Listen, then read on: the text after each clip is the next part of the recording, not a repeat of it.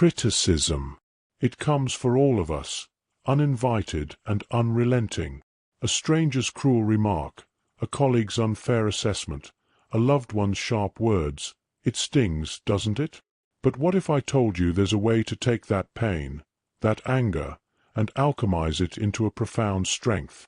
What if the very thing meant to break you could become your greatest ally? This is the story of how the Stoics mastered this ancient art.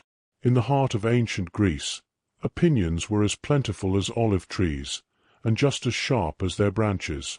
For the Stoics, criticism was not a thing to avoid, but a thing to embrace.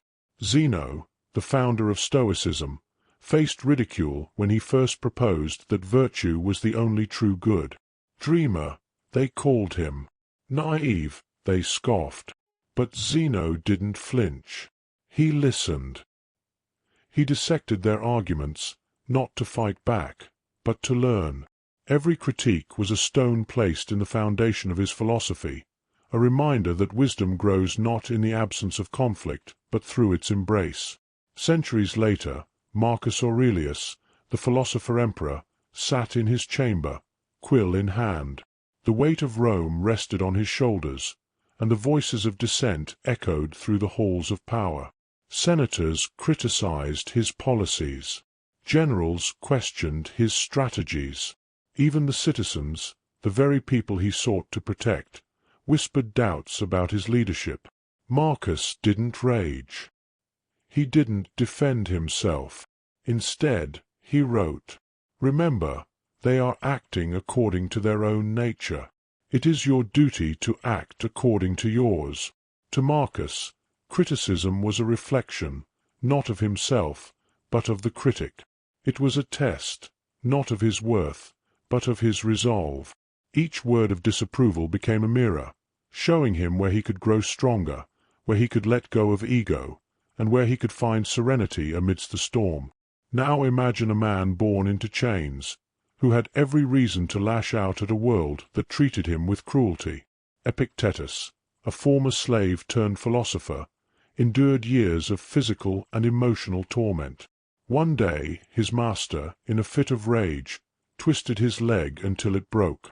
Epictetus, through gritted teeth, said only this, "You are breaking my leg, and it will break." He did not cry out. He did not curse. In that moment, Epictetus transcended his pain, turning an act of cruelty into an opportunity for clarity.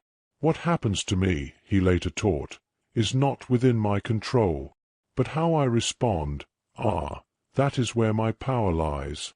Criticism, to Epictetus, was no different. It was an external force, powerless unless granted entry into the sanctuary of the soul. The Stoics believed that every criticism could be distilled into two possibilities. It was either true or false. If true, it was a gift, a chance to correct a flaw or refine an idea. If false, it was irrelevant, a reflection of the critic's misunderstanding, not your worth. Seneca, another giant of Stoicism, often advised, "Do not let insults pierce your heart, let them fall as leaves from a tree." He saw criticism as weather, inevitable, sometimes harsh, but never permanent. Picture this: a tree in the middle of a storm. The wind howls, the rain lashes, but the tree does not uproot itself to escape. Instead, it sways, letting the storm pass. The Stoic is that tree. Returning to our philosopher, we see now why he smiled. The words on the scroll no longer held power over him. What once felt like an attack had become a lesson, a tool to sharpen his resolve. He folded the parchment carefully, as if it were a treasure, and placed it on the shelf, not as a trophy, but as a testament to his growth. He rose and spoke softly to the night. "Their words may bruise, but they cannot break. For I am the master of my response, and in that mastery lies my freedom. And now, the question turns to you. How will you face criticism? Will you let it drown you, or will you transform it into strength? The choice is yours, but remember this: every critique is a seed. Whether it grows into a weed or a mighty oak depends on how you nurture it. Unleash your inner strength.